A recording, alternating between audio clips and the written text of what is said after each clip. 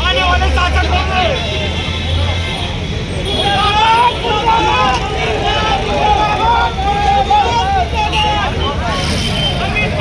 Line जी बेड़े हो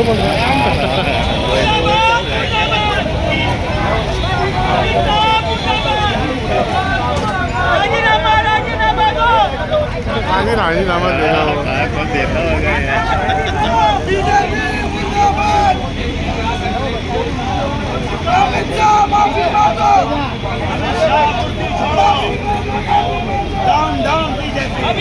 माफी मांगो, माफी मांगो।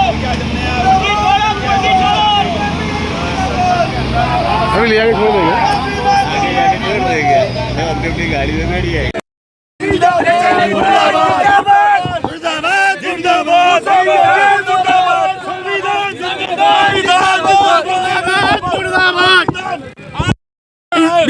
अमित शाह माफी आने वाले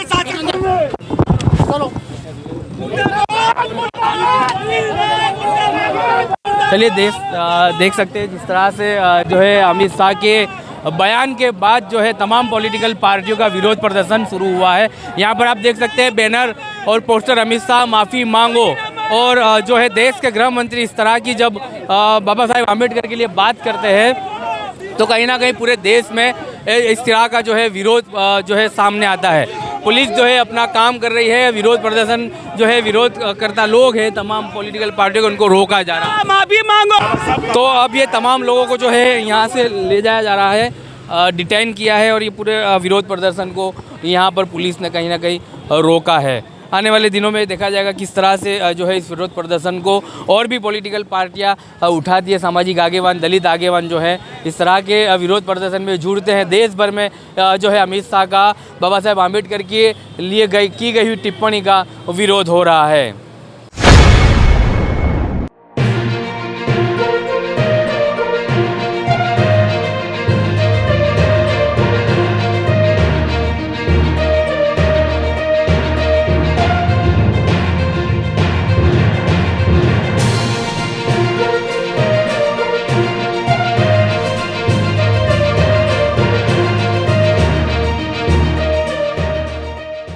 आदाब, अब तक समाचार में स्वागत है आपका। लोकसभा में जिस तरह से बाबा साहेब आम्बेडकर पर जो है गृह मंत्री के द्वारा टिप्पणी की गई, उसके चलते तमाम पॉलिटिकल पार्टियों का विरोध प्रदर्शन देश भर में देखा जा रहा है। आज गुजरात के अहमदाबाद में एसडीपीआई की टीम के द्वारा विरोध प्रदर्शन किया गया, जिसमें स्टेट प्रेसिडेंट और जो है शहर प्रेसिडेंट दोनों हाजिर रहे। और सीधा हम इन लोगों से बात करेंगे क्या कुछ हकीकत रही और किस तरह का ये विरोध प्रदर्शन रहा। हालांकि इनको जो है पुलिस के द्वारा डिटेन किया गया और अभी इनका जो है फिलहाल डिटेंशन खत्म होने के बाद इन्हें छोड़ा गया है।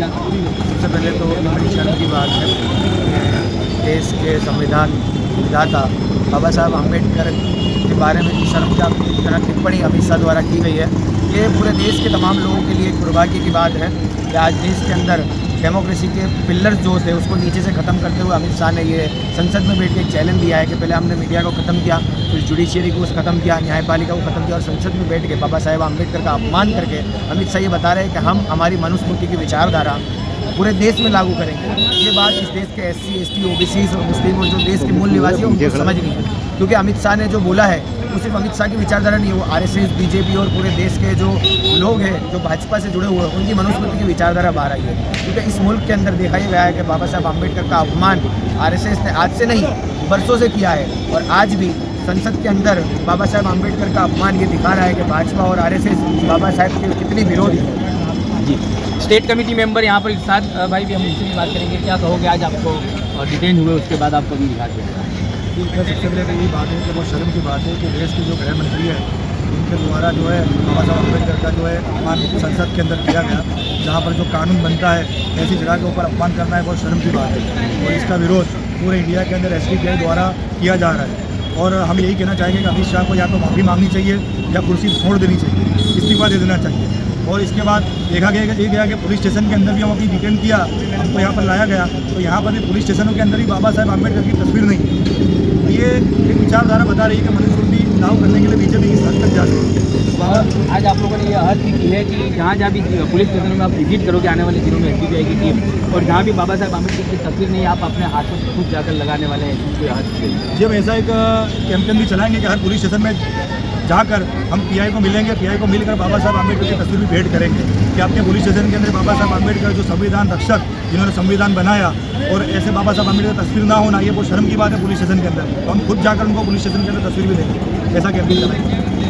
स्टेट प्रेसिडेंट है यहाँ पर, उनसे हम सीधा बात करेंगे। कितने टीमों को यहाँ पर प्रोटेस्ट में लाया गया था और आज अभी अभी हमारा एक social democratic party of India का एक तरीका है प्रोटेस्ट करने का। हम कभी भी पूरा आवाम को ला करके ऐसा एक उग्र प्रोटेस्ट करने के साथ कभी भी नहीं करते। एक शांतिपूर्वक एक अमन के साथ जिस तरीके से पीसफुल एहतिजाज और प्रोटेस्ट कर सकते हैं उस तरीके से हमारा पूरे इंडिया के अंदर प्रोटेस्ट होता है।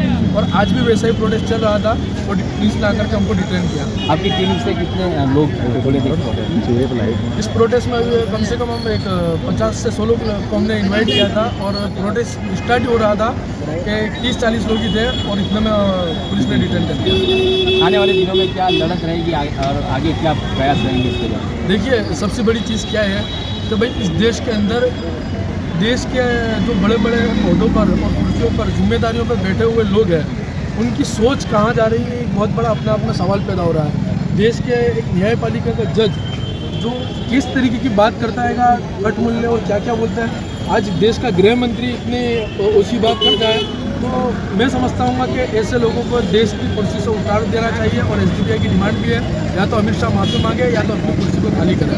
जी, चलिए, तो यही राजनीति की खूबसूरती भी है कि विरोध पक्ष जहाँ भी होता है तो सत्ता पक्ष अगर कोई गलती करता है तो विरोध पक्ष को जो है उसकी आंखें खोलता है। इसी तरह से SDPI ने जो अपना विरोध दर्ज किया है, जताया है, और आने वाले दिनों में इसकी माफ़ी मांगे ऐसी मांग की है देश के गृह मंत्री अमित शाह। कितना कुछ इसके अंदर जो है माफ़ी मांगने की बात पहुंचेगी और अमित शाह माफ़ी मांगते हैं नहीं, आने वाला दिन ही तय कर पाएगा। लेकिन तब तक अभी पूरे देश को इस विरोध प्रदर्शन को देखना होगा और झेलना पड़ेगा। देखिए, जिस तरीके से बाबा साहब आम्बेडकर ने इस देश के अंदर जो संविधान को बनाया है वो जानते थे कि आने वाले वक्त में क्या होगा, इसीलिए बाबा साहब आम्बेडकर ने 25 दिसंबर 1927 के दिन मनुस्मृति को जलाया था और ये बताया था कि मनुस्मृति इस देश के लिए कितनी हानिकारक है। उसके बाद यही वो बीजेपी है जो पहले आज़ादी के वक्त 1949 के अंदर बाबा साहब आम्बेडकर और नेहरू के पुतले जलाए थे, क्योंकि उस वक्त बाबा साहब आम्बेडकर एक बिल लाए थे, हिंदू कोड बिल लाए थे, जिसको लेकर आरएसएस और इसके साथ राम राज्य समिति ने मिलकर 1949 में तकरीबन 70 से ज़्यादा प्रोटेस्ट करके बाबा साहब आम्बेडकर के पुतले जलाए थे। उस वक्त ये बाबा साहब आम्बेडकर की विरोधी थी और आज भी वही मानसिकता में जी रही है, लेकिन ये इनकी मजबूरी है। और ये गोडसे की विचारधारा के लोग कभी भी गांधी के साथ नहीं आ सकते। ये गोलवाल कर के सोच वाले लोग कभी भी आम्बेडकरवादी हो ही नहीं सकते। आज इस मुल्क के तमाम लोगों को समझना है कि बाबा साहब आम्बेडकर ने अपनी किताब जो लिखी है जिसका नाम है पार्टीशन ऑफ इंडिया, बराबर उस किताब के अंदर बाबा साहब आम्बेडकर ने लिखा है कि इस देश के लिए हिंदू राष्ट्र कितना खतरनाक है, जो इस देश की समानता को, इस देश की इक्वलिटी को और इस देश के लोगों को किस तरीके से जुल्म और ज्यादती करेगा अगर इस देश के अंदर मनुस्मृति को लागू किया गया। उसी के साथ बाबा साहब आम्बेडकर का ये कॉल है कि हिंदू राष्ट्र को किसी भी तरीके से इस देश में रोका जाना चाहिए। तो हम social democratic party of India के लोग ये अहद करते हैं कि हम इस मुल्क के अंदर कभी भी हिंदू राष्ट्र को बनने नहीं देंगे। हम इस मुल्क के अंदर डेमोक्रेटिक तरीके से, सेक्युलर मुल्क तरीके से तमाम लोगों को अपने हक और अधिकार दिलाने के लिए हमेशा से तत्पर थे, है और रहेंगे। यही हमारा social democratic party of India का नारा रहेगा।